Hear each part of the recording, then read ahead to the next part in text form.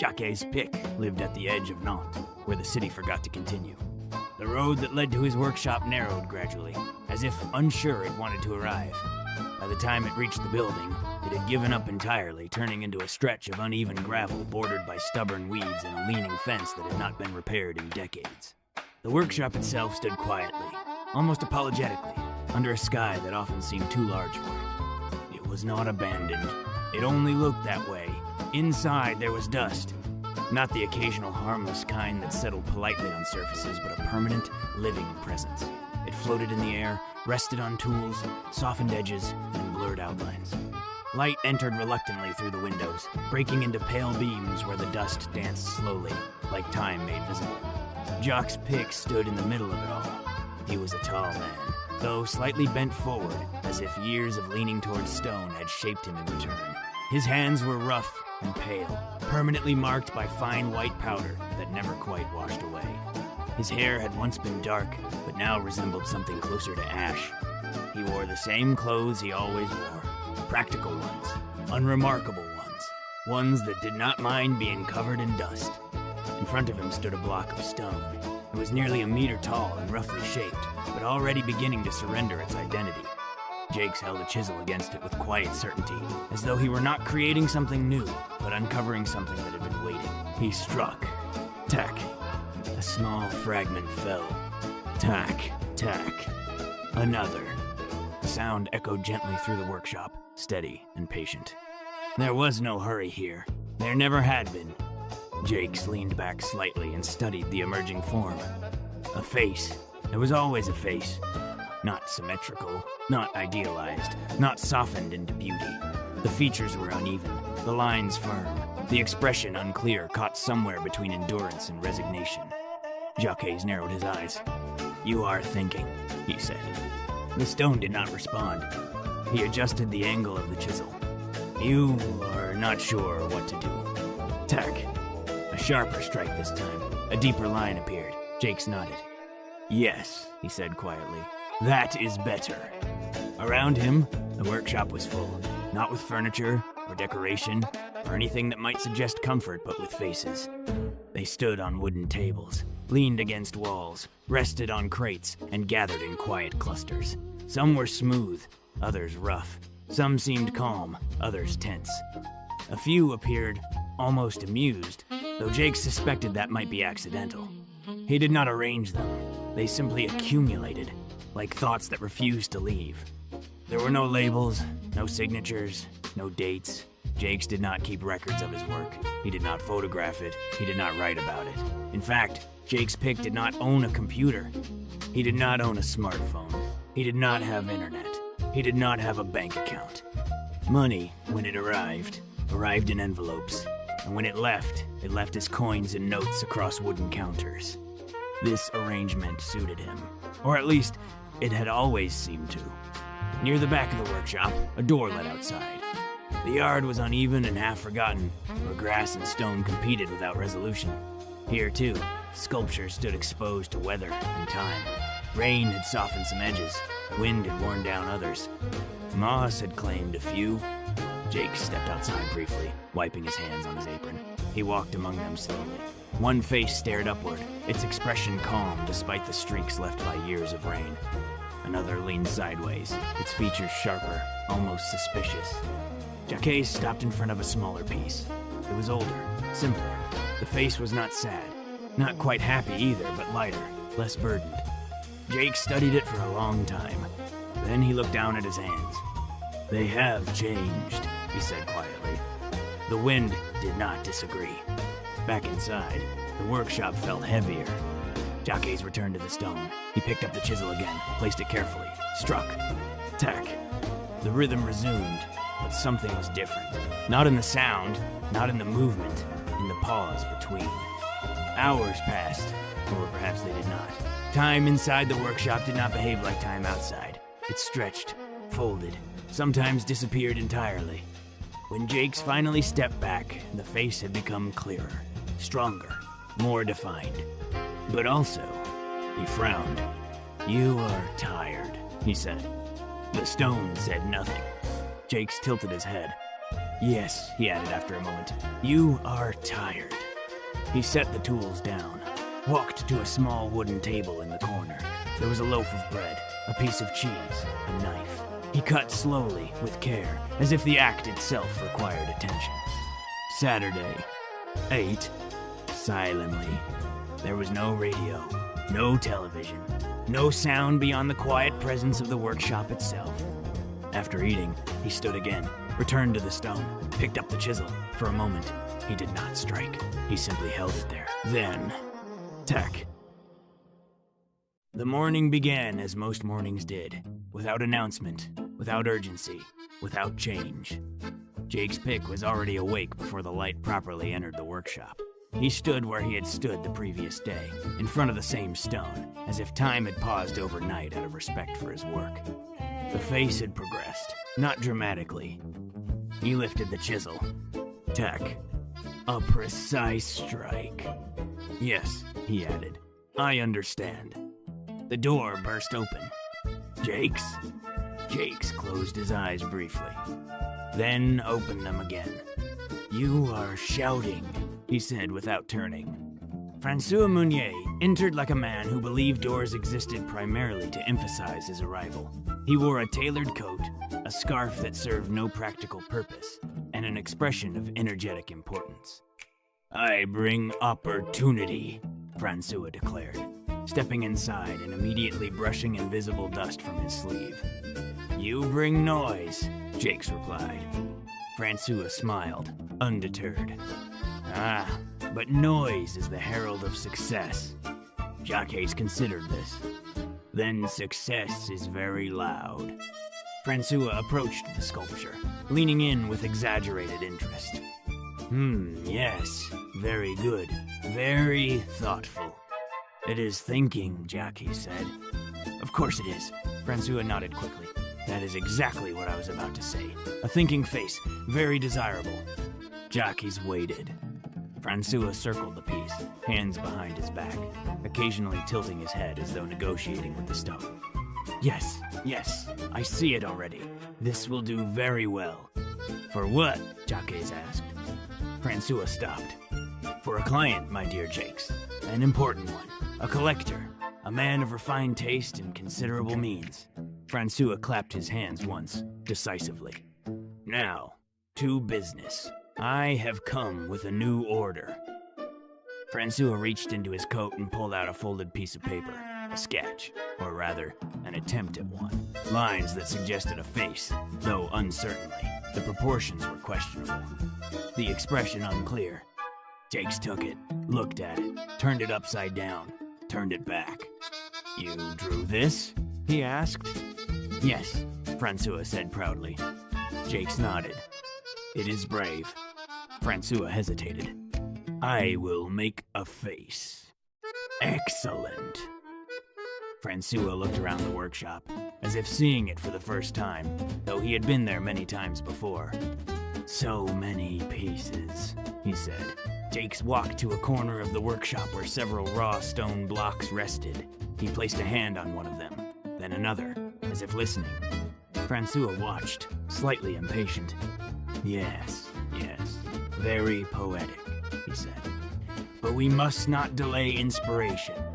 I am not delaying, Jakes replied. I am choosing. He rested his hand on a larger block. This one. Francois nodded approvingly, though it was clear he had no idea why.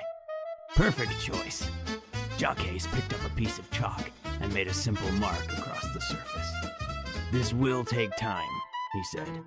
Of course, Francois replied. Great art always does. He walked toward the door, then stopped. Oh, and Jakes. Yes? Make it unforgettable.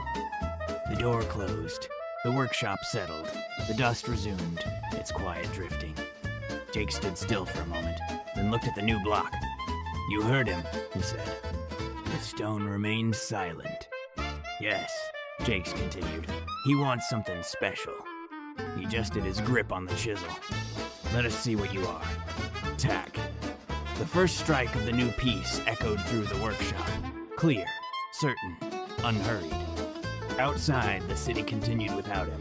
Inside, Jack's pick began again. The new stone was harder. Jakes noticed it immediately, not with frustration, but with recognition.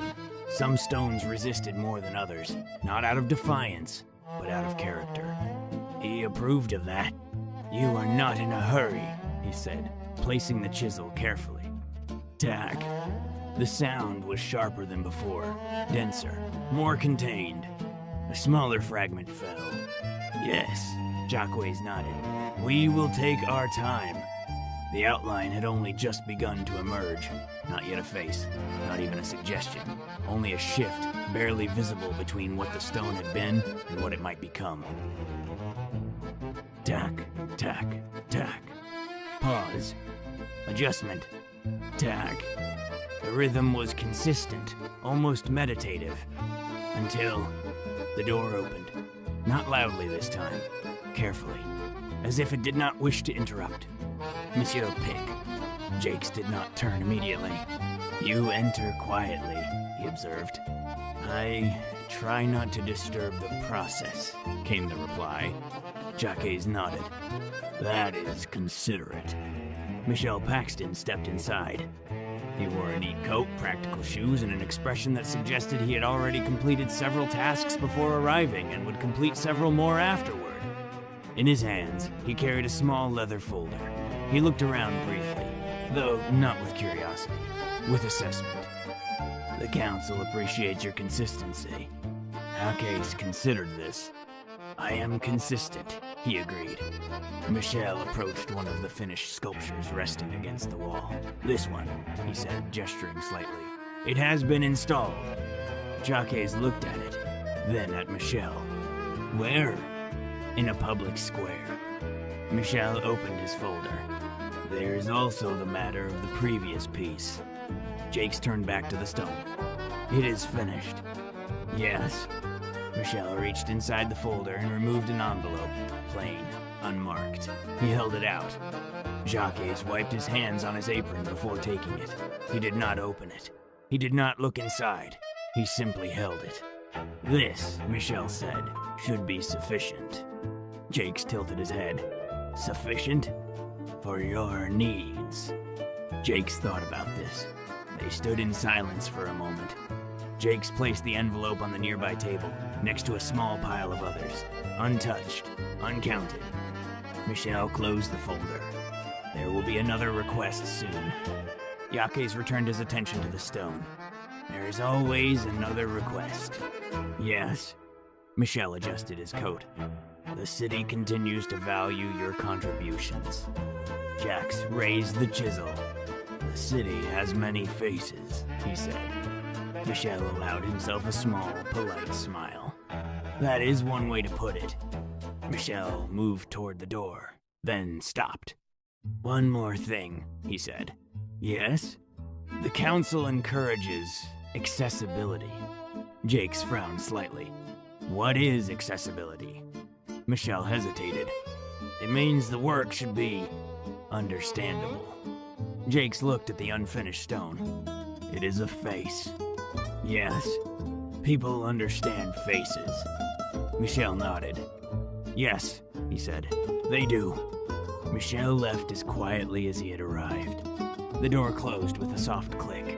The workshop returned to its usual stillness. Jake stood motionless for a moment, then glanced at the envelope on the table. He walked over, picked it up, weighed it lightly in his hand, then set it back down. "It is enough for food," he said. The envelopes did not respond. He returned to the stone, placed the chisel, paused. "You are becoming something," he said. The stone, as always, listened. Tack. The sound echoed through the workshop, steady, certain, unquestioned. Outside, somewhere in the city, one of his faces stood in a square he could not name. People passed it, looked at it, or did not. It did not matter.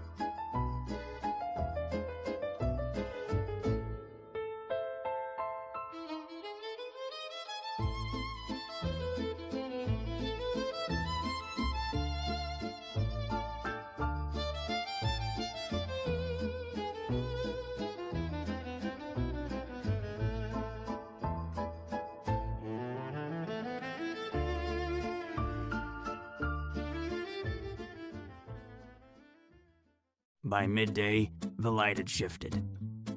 Jake's pick set his tools down. Not because he was tired, because it was time. Faint outline of dust remained on his clothes, as it always did. He did not attempt to remove it further. Yaquez walked to the side of the workshop, where his bicycle leaned against the wall. It was old. Not in a decorative or nostalgic way, simply old from use. After a moment, he went back inside. He returned with the envelope. He held it briefly, then tucked it into his coat. "For food," he said. The road toward town was uneven, but familiar. Jakes pedaled steadily, his posture slightly forward, his movements efficient and unhurried. The bicycle made small noises, clicks, soft rattles, the quiet protest of age, but it carried him without failure. Fields stretched along parts of the road. Low houses appeared gradually, then more, then streets, then the slow suggestion of the city returning. The shop stood at a corner he knew well, a small grocery with a narrow entrance and a bell above the door. When Jaquez pushed the door open, ding! The bell fulfilled its purpose. Inside, the air smelled of bread, vegetables, and the quiet order of routine. Jaquez moved through the shop slowly. He did not browse. He selected a loaf of bread, a piece of cheese, a few vegetables, eggs. He paused briefly near a shelf of preserves, studying the jars as if they might reveal something unexpected. They did not. He moved on. At the counter, he placed the items down carefully. The shopkeeper began to add them up. Jaquez reached into his coat and removed the envelope. He opened it. This, unlike before, he did with purpose. He took out several notes. Not all, only enough. He placed them on the counter. The shopkeeper counted, nodded, returned some coins. Jakes accepted them. Jakes packed the items into his bag, lifted it, nodded once, then turned and left. Ding! The ride back was quieter. Or perhaps it only felt that way. The weight of the bag and the basket shifted slightly with each movement, a soft reminder of purpose. When he reached the workshop, he carried the bag inside, placed it on the table, unpacked it with care. Each item had its place, even if that place was temporary. He cut the bread, sliced the cheese, cracked 2 eggs into a pan. The process was simple, precise, uninterrupted. Jake sat. He ate, slowly, thoughtfully, not because he was thinking about something, but because he was not. After finishing, he set everything back in order, then sat for a moment longer, still, listening. The workshop was quiet, but not empty. The faces were there. Jaquez stood. He looked toward the stone. "You have not changed," he said. Picked up the chisel, adjusted his stance, placed the tip carefully against the surface. For a moment, he did not strike. Then, tank. The sound returned, steady, familiar, certain, and the face slowly began to emerge. The face was finished. Not suddenly, not dramatically. It had arrived there quietly, as all of Jack's Pick's work did, through patience, repetition, and the gradual disappearance of what did not belong. Jakes nodded once. "You are ready," he said. The face did not disagree. He cleaned his tools, carefully. Each one returned to its place, each one wiped of dust, though never completely. The workshop felt complete, at least for now. Time passed, or perhaps it paused again. Jaquez sat at the table, hands resting, eyes occasionally drifting toward the sculpture, waiting, not impatiently, just waiting. The door burst open. Jakes closed his eyes briefly. "Yes," he said. Francois Meunier entered with the same energy as always, uninvited, but entirely convinced of his necessity. "I felt it," Francois declared, spreading his arms as if embracing the entire workshop. "I knew it was ready." Jakes looked at him. "It is ready." "Of course it is," Francois said, already moving toward the sculpture. "You always deliver. That is what I admire about you. Reliability, consistency, a true professional." Jaquez said nothing. Francois stopped in front of the piece. And, for a moment, a real one. He was quiet. He leaned in slightly, studied the face. His expression shifted just briefly, from performance to something closer to recognition. "Oh," he said. Jakes watched him. "You see it," Jake said. Francois straightened quickly, recovering himself. Yes, of course. Extraordinary, powerful, deeply expressive." He gestured toward the face. This is exactly what I meant. It speaks. It resonates. What is the word? It lingers. Jakes nodded. Francois reached into his coat. An envelope appeared, slightly thicker than before. He held it between two fingers, almost ceremoniously. "For you," he said. Jake stepped forward, took the envelope, held it. "This," Francois continued, "reflects the quality of your work. Truly, I have made sure of it." Yaques looked at the envelope, then at Francois. "How much?" he asked. Francois paused. 800 euros. Yaques looked at the sculpture, then back at the envelope. "It took longer," he said. "Yes," Francois replied quickly, "but you must consider the broader context." "What context?" "The market, Jakes. The positioning. The dynamics." Jakes thought about this. "The stone did not change its price," he said. Francois laughed again, though this time it came a fraction too quickly. No, of course not. But the world around it does." Francois clapped his hands lightly. "Well then, let us not delay success." He gestured toward the sculpture. "I will take this." Jaques stepped aside. "Yes." Francois moved carefully now, lifting the piece with surprising caution. For all his noise, he handled the sculpture with respect, or perhaps with awareness of its value. He carried it toward the door, paused, turned back. "My dear Jakes," he said, softer now, "you have done something remarkable here." Then he was gone. The door closed. The workshop settled. The space where the sculpture had stood felt different. Jake stood there for a long moment, then turned toward the table. He looked at the envelope, then at the others beside it. He picked it up, weighed it in his hand, then set it down again. Jakes walked back to the center of the workshop, to the unfinished stone, the next one. He picked up the chisel, positioned it, and after a pause, tack. The sound echoed again, steady, familiar, but perhaps very slightly heavier.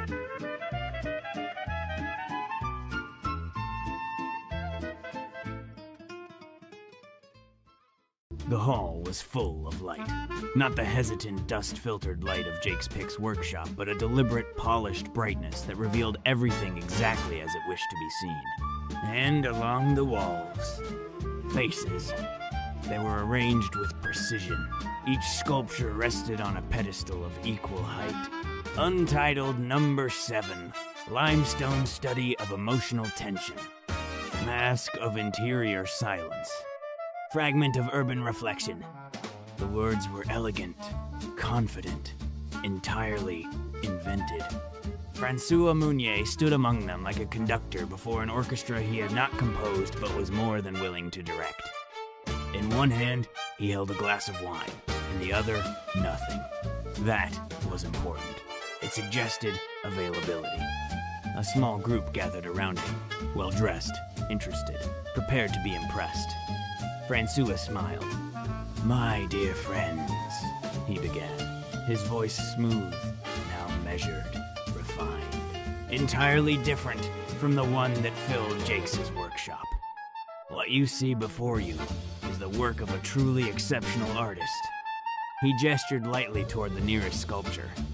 A man of rare vision. A woman stepped closer to one of the faces. It was familiar. The same rugged tension. The same quiet resistance. But here, under clean light, it seemed elevated. "Who was the artist?" she asked. Francois paused, just long enough. A reclusive sculptor, he said. Jacquet's pick. The name hovered briefly in the air. Unrecognized. Perfect.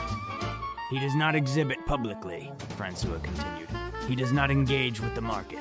He works outside of it. A man in a gray suit nodded approvingly. Authentic, he said. Precisely, Francois replied.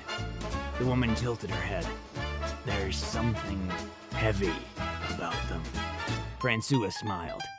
Yes, he captures what others avoid. He stepped closer to the sculpture. This one, for example, noticed the tension in the brow, the restraint in the mouth. It is a face that carries something unresolved. What is the price? The man in the gray suit asked. Francois did not answer immediately. He took a sip of wine, set the glass aside.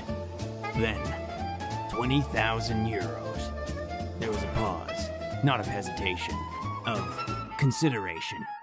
The man nodded slowly. Yes, he said, I see that. Across the room, another conversation unfolded. A couple stood before a different piece, one with deeper shadows carved into its surface. It feels sad, the woman said. Francois appeared beside them, as if summoned by the word. Not sad, he corrected gently. Honest. She looked at him. Is there a difference? Francois smiled. There always is. And the price? She asked. 35,000. She looked again at the sculpture. Longer this time. It is compelling, she said. Her partner nodded. We will take it. Francois inclined his head slightly. An excellent choice. The evening continued. Soft music filled the space. Glasses were refilled. Conversations overlapped in polite layers. And one by one, the faces disappeared. Each sale was handled smoothly, discreetly, efficiently. Numbers were discussed quietly, agreements made with confidence, signatures placed where required. At one point, Francois stood alone for a moment. The room had shifted. Fewer sculptures, more empty pedestals, more satisfied expressions. He allowed himself a small pause, a breath, then a glance at a list in his pocket, marked, updated, impressive. A young man approached him. You represent the artist? He asked. Yes. Is he aware of this? Francois held the man's gaze. He is aware that his work is appreciated. The young man frowned slightly. That is not quite what I meant. Francois smiled. It is enough. Later, near the end of the evening, only a few pieces remained. Among them, the face from the recent order, the one Jakes had called ready. A collector stood before it, older, quiet, observant. He did not ask questions immediately. He simply looked, for a long time. Francois approached him carefully. This one is significant, he said. The man nodded. Yes. You see it? Yes. Francois waited. Then, 50,000 euros. The man did not react. He stepped closer, studied the surface, the lines, the restraint, the weight. It does not ask to be liked, the man said. Francois smiled slightly. No, it does not. The man nodded. I will take it. Francois inclined his head. Of course. The transaction was completed quietly and efficiently. By the time the evening ended, the hall was nearly empty. The lights remained. The pedestals stood, but most of the faces were gone. Francois stood alone now. No audience, no performance. He removed a small notebook, opened it, reviewed the numbers. His expression changed, not dramatically, but enough. Satisfaction, calculation, something else, quickly dismissed. He closed the notebook, slipped it back into his pocket, picked up his coat. As he walked toward the exit, he paused briefly, looked once more at the room, at the spaces where the sculptures had stood. Very successful, he said quietly. Then he left, far away, at the edge of Nantes, in a workshop filled with dust and silence. Jake's pick worked, unaware, uncounting, unknowing. Tack,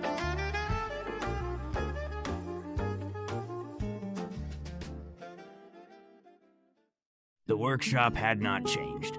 The wall still leaned. The dust still drifted. The light still entered reluctantly, as if uncertain whether it was welcome. And yet, something was different.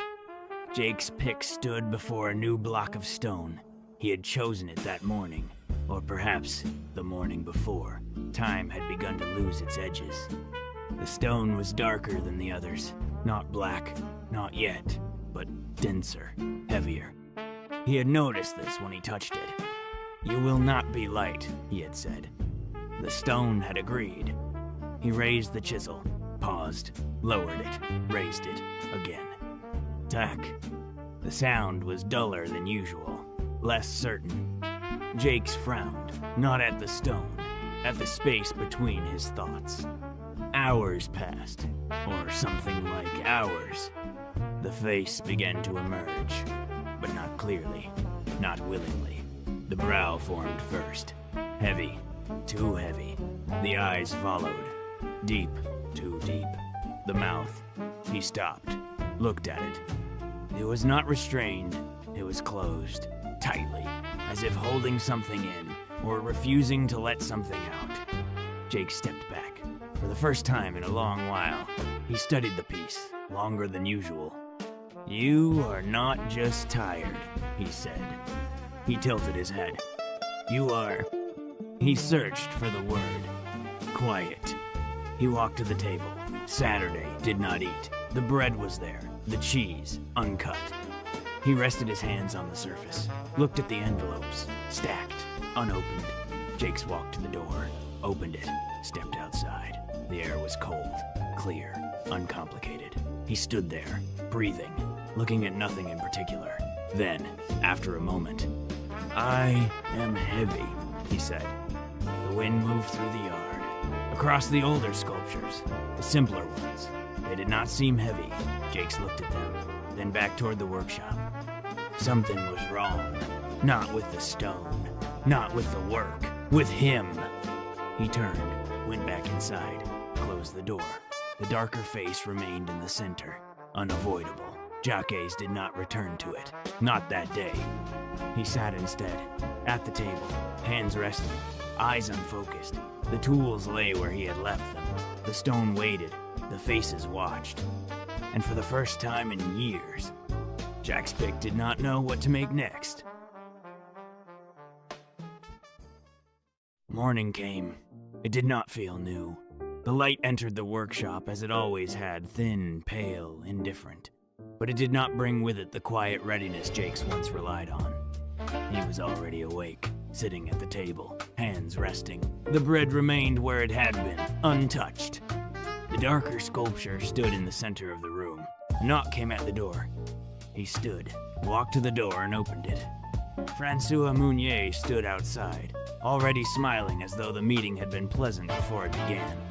"My dear Jakes," he said, stepping in without waiting. "I trust you are well." Jacques closed the door behind him. "Yes," he said. Francois stopped. He noticed the sculpture, the darker one. For a moment, he did not speak. "Oh," he said. He stepped closer, slowly this time, not performing, observing. "This is different," he said. Jacques nodded. "Yes." Francois tilted his head. "There is something intense here." "Yes, very intense. This will sell," he said. Jakes looked at him. "It is heavy." Francois smiled. "Exactly. Now, to business." Jacques did not respond. Francois reached into his coat and removed a folded document, more detailed than usual, several pages. He handed it to Jakes. Jakes unfolded it, looked, lines, shapes, measurements, not just a face. "A structure," Jakes said. "Yes," Francois replied.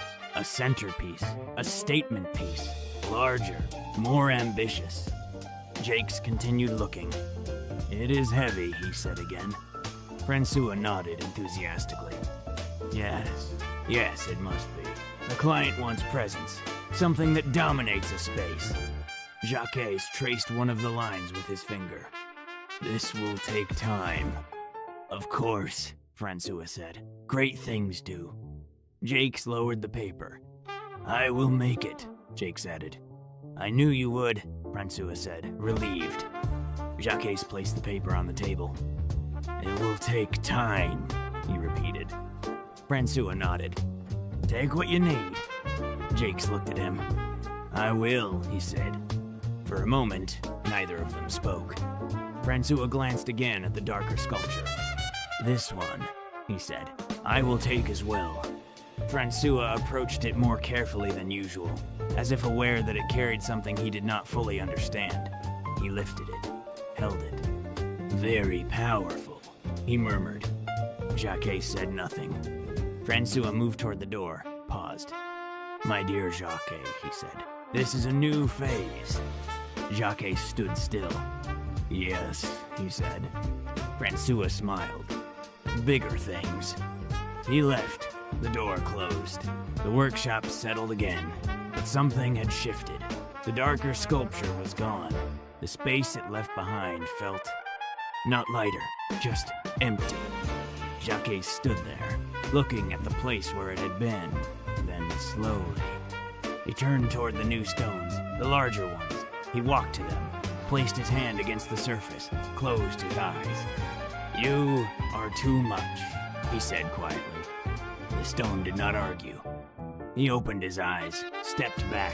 For a long moment, he did nothing. Then, he turned away, walked past the tools, past the table, past the envelopes, to the door. He opened it, stepped outside, and this time, he did not stop.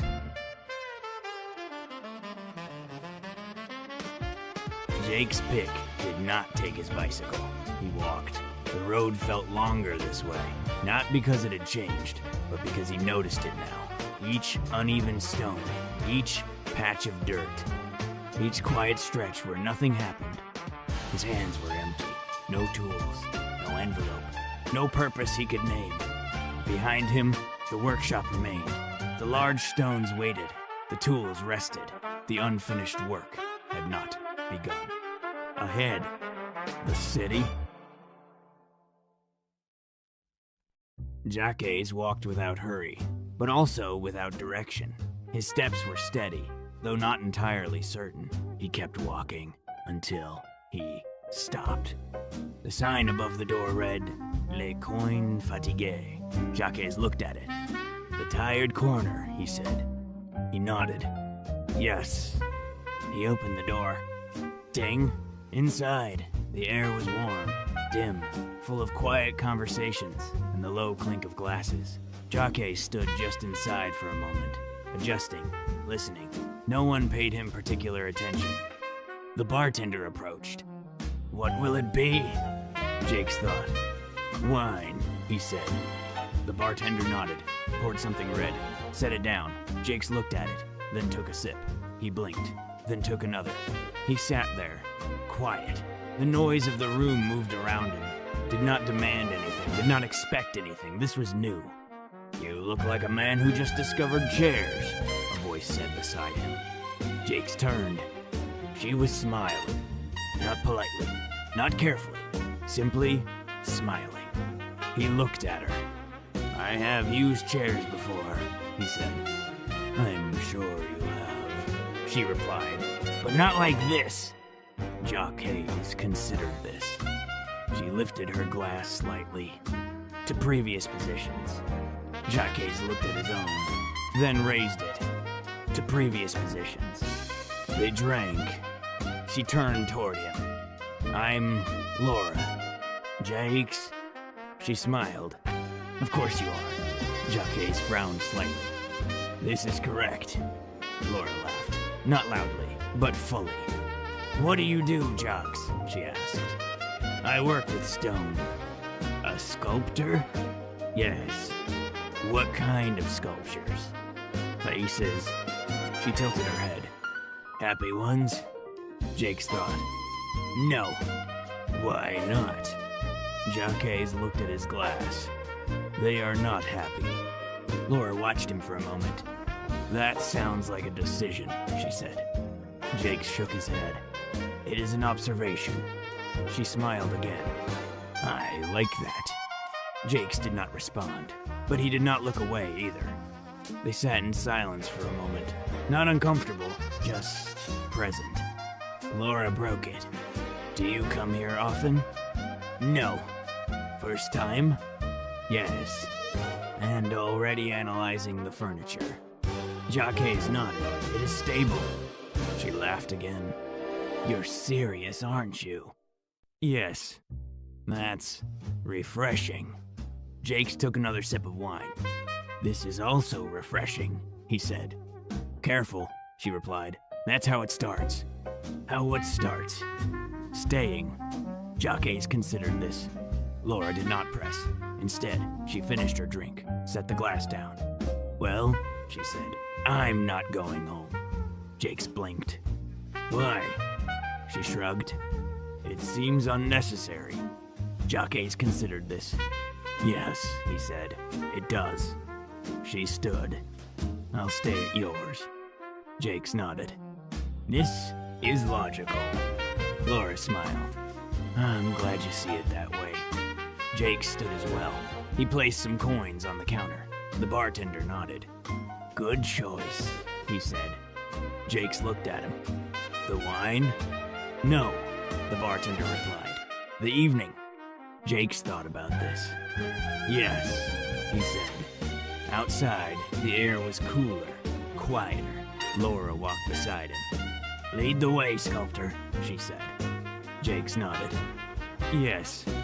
And together, they walked back toward the edge of the city.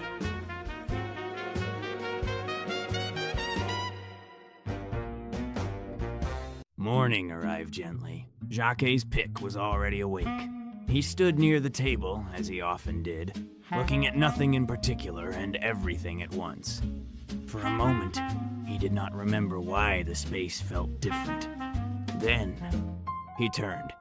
Laura was there, asleep on a narrow couch near the wall, one arm hanging loosely over the side, completely at ease in a place that had never been arranged for comfort.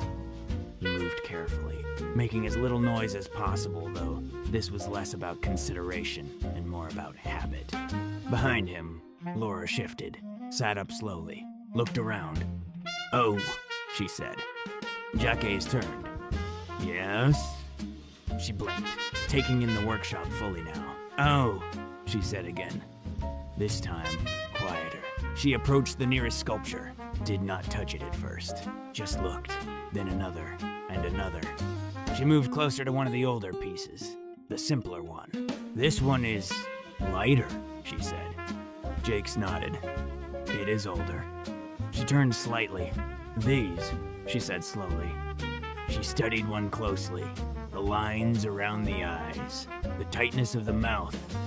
They're heavier. Yes, Jakes said. She turned to him. Why? Jakes thought. I am heavy, he said. Laura held his gaze for a moment. That makes sense, she said. Then she looked back at the sculptures. They're beautiful, she added. Jacques did not react. But, she continued, he waited. They're also trapped. Jacques frowned slightly. Trapped? She nodded. Like they're holding something they can't let go of. Jakes looked at the nearest piece. It is stone, he said. Laura smiled gently. Yes, she said, but it's also yours. That stayed. Not loudly, not dramatically, but it stayed. She walked back toward him. You're very good, she said. Jakes nodded. Yes? She laughed. I like that you don't argue. It is correct. Even better. They stood there for a moment. Then, Laura stepped back. Well, she said, stretching slightly, I should go. Jakes nodded. Yes? She moved toward the door, then paused, turned back. Make something different, she said. Jacques looked at her. Different? She smiled. Not lighter, not happier, just not stuck. Jacques considered this. Yes, he said. Laura opened the door. See you, Jakes. Yes, She stepped outside. The door closed. Silence returned, but not the same silence. Jacques stood in the center of the workshop. He looked at the sculptures, then at the table, then at the paper Francois had left. He picked it up, unfolded it. Lines, measurements, weight, called. Expectation. Jake stared at it, then slowly folded it again, placed it back on the table. No, he said. He turned, walked past the large stones, past the tools, to a darker block resting near the wall. Not the same as before. This one. Denser, smoother, almost already hiding something. Jakes placed his hand on it. You are not his, he said. The stone remained silent. Yes, Jakes continued. You are mine. He brought tools, different ones this time, finer, more precise. He did not begin with force. He began with care. Tack. The sound was softer. Tack. More deliberate. The shape that emerged was not immediate, not forced. It revealed itself slowly. A face, yes, but not the same. The lines were cleaner, the surface smoother, the expression uncertain. Hours passed, or something like hours. At some point, he stopped using the chisel. He began to polish, slowly, carefully. The surface changed, darkened, deepened, until it began to reflect, not clearly, but enough. Jacques leaned closer. He saw himself, distorted, fragmented. You are not finished, he said. He stepped away, walked to a small box near the back, opened it. Inside, pieces of metal, thin, golden. He picked one up, held it against the stone. Yes. He began to work again. Not carving, not shaping, adding. Carefully placing the metal into the stone. Jake stepped back. The mask stood before him, dark, polished, interrupted by lines of gold that caught the light differently. It did not feel heavy. It did not feel light. It felt new. Jakes nodded slowly. Yes, he said. And for the first time in a long while, he did not feel stuck.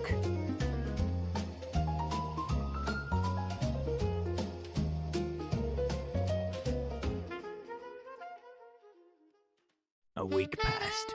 Not marked, not counted, but present in the small changes that settled into the workshop. The black mask stood at the center now, where the darker sculpture had once been. Jake's pick stood before it, as he had stood before all his works, but longer. You are not quiet, he said. The mask did not respond, but it did not feel silent either. Jakes nodded. Yes, he added, you are not silent. Then, the door opened. Jakes! He turned. Laura stood in the doorway, breathing slightly faster than usual, but smiling. You walk quickly, Jake said. Yes, she replied, because I have something to tell you. She stepped inside, then stopped. Her eyes found the mask, and she froze. Oh, she said. Not like before, different. She walked toward it slowly. Her hand lifted slightly, but did not touch. This is, she began, then stopped. Jakes watched her. It is new, he said. Yes, she replied. She circled it, carefully, as if it might change if she moved too quickly. It's not trapped, she said. Jakes nodded. No, it's not heavy. No, it's... She searched for the word. Free. Jakes considered this. Yes, he said. It is not stuck. Laura turned to him. This is the best thing you've made, she said. Jakes nodded. Yes. All right, she said. Good. Then we're starting from a strong position. Jakes tilted his head. Starting? Laura took a breath. Jux, she said, do you know where your work is? He looked around the workshop. Yes. No, she said. I mean the ones you've sold. Jakes thought.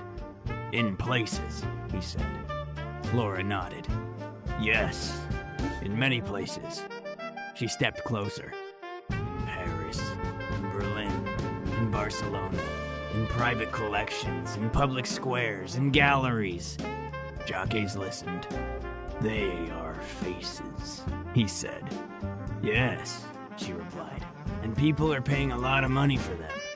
Jockeys looked at the table, at the envelopes. I receive money, he said. Laura shook her head. No, she said. You receive some money. That stayed. Jockeys did not respond immediately. Laura continued. I went to a gallery, she said. By accident, I saw one of your pieces. Jakes looked at her. It was yours, she said. I recognized it immediately. He nodded. Yes. They sold it, she continued, for 30,000 euros. Silence. Jakes blinked. That is many envelopes, he said. Francois. Yes. He is using you. Yes, he said. Then we fix it. Jakes tilted his head. Fix? Yes. She pointed lightly toward the mask. I take over. Jockeys blinked. You take over? Yes, she said. I manage your work. I deal with buyers. I set prices. I make sure you get paid what you should. Jakes considered this. You will shout? He asked. Laura smiled. Only when necessary. Jockeys nodded. That is acceptable. She laughed. Good. He looked at the mask again. What will happen to this? He asked. Laura turned toward it. This, she said, is going to change everything. Jakes nodded slowly. Yes, he said. You can take over. Laura smiled. Good, she said, because I already started. Jockeys looked at her. You move quickly. Yes, she replied, unlike you. Jakes thought about this. Yes, he said, that is correct. They stood there, the workshop, the mask, the envelopes, all still present, but no longer the same. Something had shifted, not in the stone, in the direction.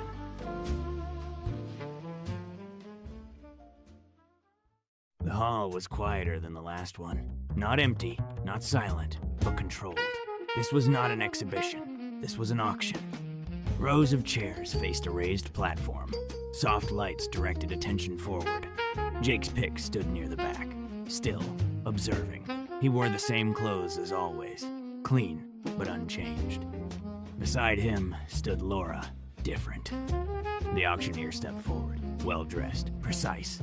A man whose voice carried authority not through volume but through certainty. Ladies and gentlemen, he began, we now present a remarkable work by an emerging artist of considerable interest, Jockeys pick. Untitled, black polished stone with metal inlay. Opening bid, 100,000 euros. A hand raised. Thank you. 100. Another. 120. Another. 150. The numbers moved quickly. 200. 250. 300. 400,000. A pause. Then, 500. Jakes looked at Laura. That is not food, he said. Laura smiled slightly. No, she said. It's not. The bids continued. 600. 7. 8. The mask stood still, unchanged, unconcerned. 900,000. Silence. A longer pause this time. The auctioneer looked across the room. Do I have 1 million? A hand raised, calm, certain. 1 million. 1,100,000. Another voice from the side. A man, older, composed. The same kind of man who did not rush decisions. 1,200,000. 1,300,000. Going once. The room remained still. going twice. Sold. Tap. The sound was small, but it carried. The room exhaled, quietly. Laura turned to Jakes. Well, she said. Jacques looked at her. Yes, you're a millionaire. Jakes thought about this, then nodded. Yes, he said. After a moment, that is more than enough for food. Laura laughed. Yes, she said. It is.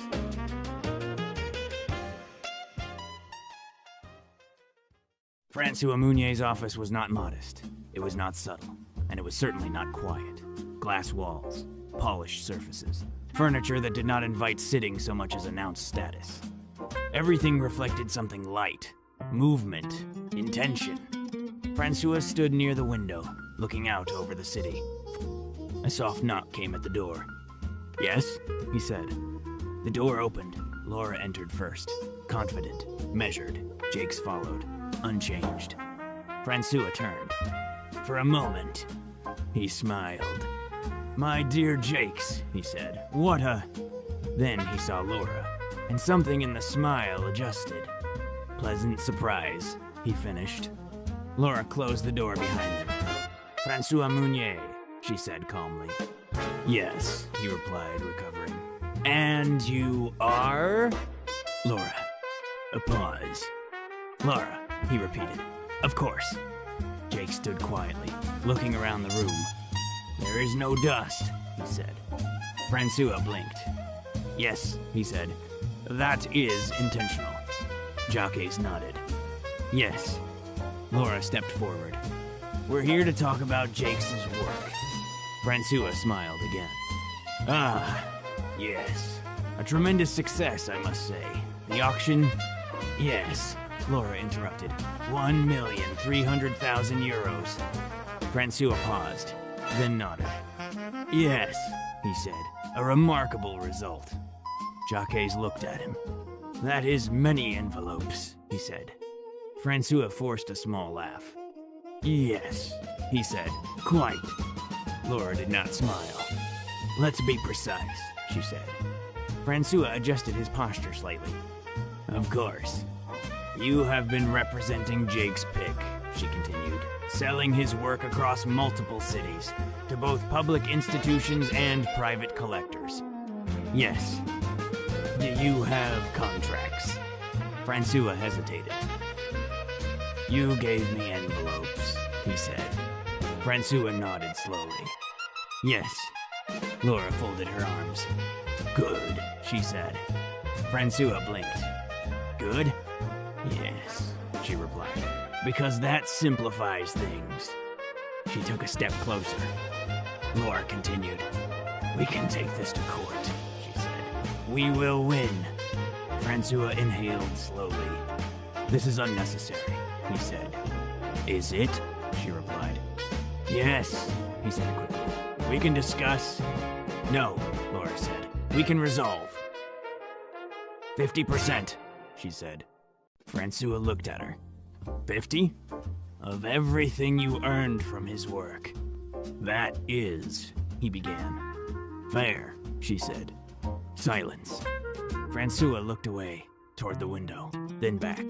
I may have miscalculated. Francois walked slowly to the side of the room, to a large cabinet, opened it. Inside, a safe. He knelt, entered a code. The door opened with a soft, heavy click. He hesitated, just for a moment, then reached inside, bundles, neatly arranged, untouched. He took them out, one by one, placed them on the table. Jacques watched. 550,000 euros, he said. Laura nodded. That's the minimum, she replied. Francois looked at Jacques. I am sorry, he said. Jakes tilted his head. Why? Francois blinked. Because he struggled. I took advantage. I saw an opportunity, and He stopped, looked at the money. I could not spend it, he said quietly. Jacques looked at the money, then at Francois. You should have bought food, he said. Laura let out a short laugh. Francois stared at him. Then, unexpectedly, he laughed too. Not loudly, but honestly. At the threshold, Jakes paused, turned slightly. You sold them well, he said. Francois nodded. Yes, Jacques considered this. That is good, he said. Then he left. The door closed. Francois remained, standing in a room full of light. The workshop was quiet. Not unusually so, but differently. Jake's pick stood in the center of the room, hands at his sides, looking, not as a sculptor, as someone leaving. Behind him, Laura moved with purpose. Not hurried, but decisive. This one stays, she said, pointing to a piece near the wall. Jakes looked at it. Yes. She made a small mark on a piece of paper she carried. A list, clear, ordered. Jakes watched her. You organize, he said. Yes, she replied. This is useful. Very. On the table. The envelopes were gone. In their place. A single larger stack. Counted, ordered, contained. Now, the workshop felt lighter. Not because anything had been removed, but because something had been understood. We leave in 3 days, Laura said. Jacques nodded. Yes. Do you want to visit the house again before we go? Jakes thought. No. Laura looked at him. Why not? He considered the question. It is already there, he said. She smiled. That's true. The house, south of France. She had shown him pictures. Light, open space, a garden, stone walls but different ones, not waiting to be shaped, simply existing. Jacques walked slowly through the workshop. He stopped near the older piece, the simpler one, the one that had not been heavy. He looked at it for a long time. You will stay, he said. Laura approached. This one? She asked. Yes. She nodded. All right. Outside, a small truck waited. Not large, not impressive. Enough. They began to carry things. Not everything. Tools, some pieces, clothes. Simple objects that had always been there without being noticed. Evening arrived slowly. The light softened. The dust settled. Jake stood at the door, Laura beside him. Will you miss it? She asked. Jakes looked inside, at the tools, the faces, the silence. No, he said. Then, after a moment, it will continue. Laura nodded. Yes, she said. Jake stepped outside, closed the door. Not firmly, not finally. Just closed. They got into the truck. The engine started. And slowly, they drove away from the edge of Nantes. The workshop remained quiet, unchanged, but no longer his.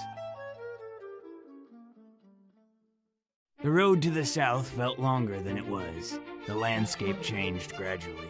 Fields softened, the air warmed. Laura sat quietly as the truck moved along the narrow road. Jacques' pick drove, confident, relaxed, as if he had already arrived before they had. There, she said, nodding ahead. Jakes looked. The house stood slightly apart from the others. A tiled roof, windows that did not hide. And around it, a garden. We're home, she said. Jakes nodded. Yes. They stepped out.